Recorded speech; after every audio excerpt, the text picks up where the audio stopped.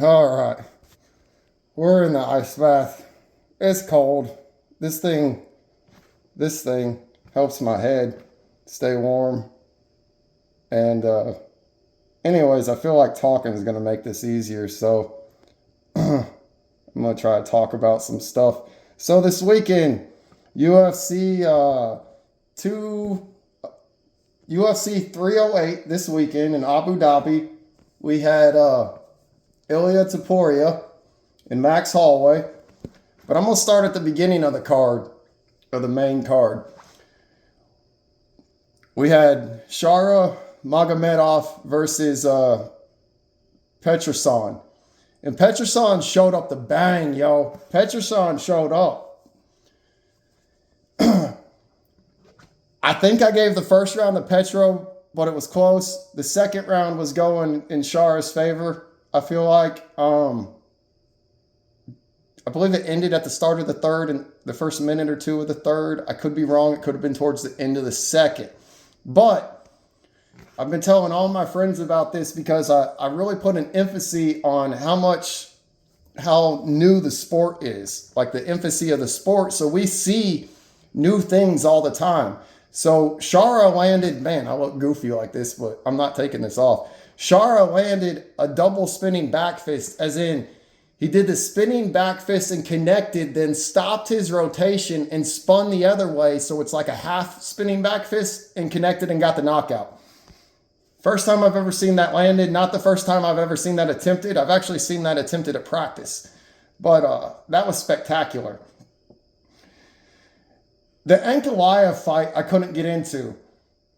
I skipped one. We had Dan 50K Eag and Leron Murphy. Murphy ended up getting the win by decision. But if you go back to the very first rounds, and I'm doing this all off memory. I didn't replay the card or anything other than the Topuria fight. So there, towards the end of round one, I'm wanting to say there's 2 minutes on the clock still around the time they end up in a grappling situation. But right before that, I felt like Murphy was hitting his zone where he was about to land a devastating strike. It's just, there's so much of life that's communicated nonverbal. And that's what I tell people I train is I talk about 90% of communication is nonverbal. So that's a big part of why I talk about using our eyes. But you could just see in his stance and everything, he had found his range. And I was like, oh shit, he's about to finish it. Dan did the smartest thing he could, and he did the takedown, the clinch, took him out of that. Once they exited out of that grappling, it was like Murphy completely forgot the advantage he had and never found it again. He never found that range perfect again. And they ended up going to decision. But I swear, about 3 minutes into round one, Murphy was about to win that by striking. We had Ankalaev and Raychik. I was really hoping for Raychik to show out. Wasn't really a spectacular fight. Those boys were big. Ankalaev won by decision. I don't disagree. It wasn't spectacular fashion though, but I figure he's next up for the belt. I'm skipping a fight. There were 5 fights on the card, and I know I'm skipping one, and as soon as I end this video, I'll remember it, and I'll be mad that I skipped it. So we had Shara, we had Dan Eag, we had Ankalaev. All right, I'm just going to go into Ilya Taporia and Max Holloway. So I was also streaming this live whenever it was going on, so I don't know if that went public, though. I think when I go live, it goes private, but Max was winning the fight in an overall fight if it wasn't rounds. Rounds-wise, I had it 1-1 for Max. And well, I guess it's not favoring either, 1-1, and it ended in the third. But I felt like the fight was going in Max's favor. Max was landing a ton of jabs, but they weren't full power, but he was keeping Ilya at bay to where Ilya was having to get banged up to get inside in range. Ilya finally got inside in range and connected with the devastating strike he needed and got the knockout. I really think we got to give credit to Ilya Taporia as being one of the top MMA fighters in the world right now. Like, if he's not on the top 10 pound for pound list, he should be in the top 5 right now. Can't put him above John Jones. But the dude's come up. Don't forget, he came up fighting Ryan Hall. Everyone been ducking Ryan Hall for a decade, and Illa Topuria fought him on the come up. There's a lot of props for that. I was really hoping I would remember that 5th fight by now, but I'm not going to. I can't think of what it was. Boy, that drives me crazy too, and it's because I'm in this tub. Like, I'm trying to keep my voice from shaking and everything else. Woo! Well, my video is at 5 minutes and 20 seconds right now. I was in here for about 2 or 3 beforehand. I got about 2 more to go, so I'm going to keep on talking. What's next for Topuria?